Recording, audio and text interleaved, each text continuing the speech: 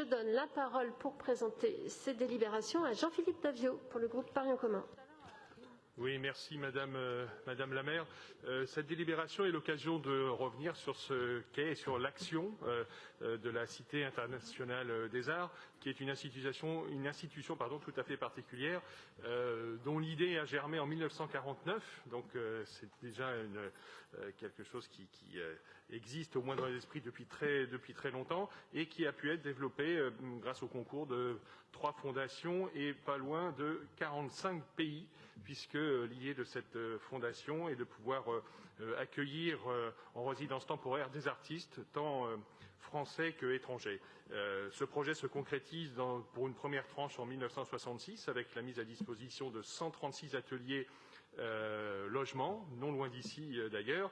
Et aujourd'hui, cette Cité internationale des arts peut compter aussi sur un second site en plein Montmartre, dans un endroit absolument idyllique, en pleine nature, et compte aujourd'hui au total 326 ateliers logements, donc répartis sur ces 2 sites.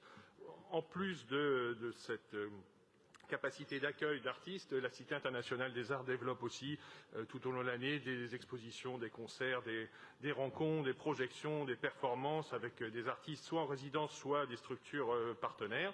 Nous avons pu d'ailleurs tout à fait récemment voir se concrétiser un partenariat avec la fondation Art Explora qui permettra d'accueillir une vingtaine d'artistes et de chercheurs en sciences humaines et sociales. C'est tout à fait notable de mêler ces différentes disciplines. Alors, évidemment, la crise sanitaire a perturbé l'activité de la Cité internationale des arts, comme chacun peut l'imaginer, comme bien d'autres institutions culturelles, ce qui n'a évidemment pas empêché la ville, bien au contraire, de continuer son soutien, qui se concrétise aujourd'hui par cette délibération qui prévoit une subvention de 797 173 € en fonctionnement et 250 000 € en investissement pour l'amélioration du site Marais et également un certain nombre de mises aux normes. Je précise d'ailleurs que dès le mois de décembre était adoptée une délibération qui permettait un versement anticipé de 400 000 € à la Cité internationale des arts afin de lui donner un peu de visibilité sur l'année 2021,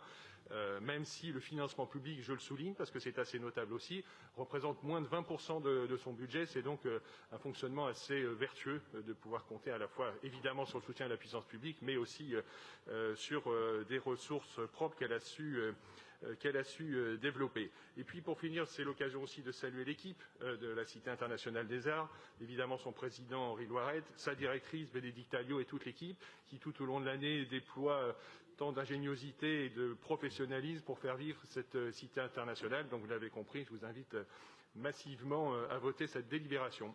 Je vous remercie. Je vous remercie.